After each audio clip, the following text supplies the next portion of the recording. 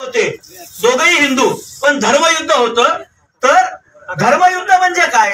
धर्मयुद्ध म्हणजे हिंदूंचं मुस्लिमाच्या विरोधामध्ये किंवा मुस्लिमाचं हिंदूंच्या विरोधामध्ये असणं म्हणजे धर्मयुद्ध नाही. तर धर्मयुद्ध म्हणजे सत्याचं असत्याच्या विरोधामध्ये, चांगलेपणाचं वाईटपणाच्या विरोधामध्ये आणि कर्माचं कुकर्माच्या विरोधामध्ये आणि माणसांचं दानवाच्या विरोधामध्ये जे असतं त्याला धर्मयुद्ध म्हणतात.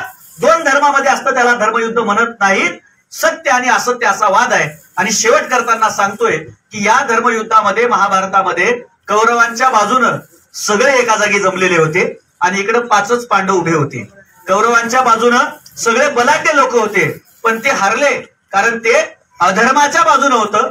आज काँग्रेस पक्ष आणि महाविकास आघाडी भक्कम पद्धतीनं पांडवांसारखी उभी आहे.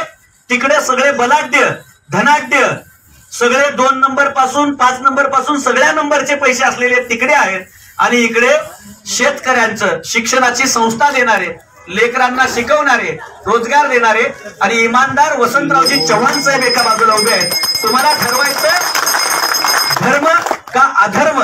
तर आपल्याला देशाचा लोकशाहीचा धर्म टिकवायचा असेल तर काँग्रेस पक्ष या देशासाठी गरजेचा आहे. इतकंच सांगतो. तुम्हाला सगळं माहिती आहे, तुम्ही आमच्यापेक्षा सुजाण आहात. आपल्याला भाजपचा माज मोडायचा आहे. जनता विरुद्ध भाजपा.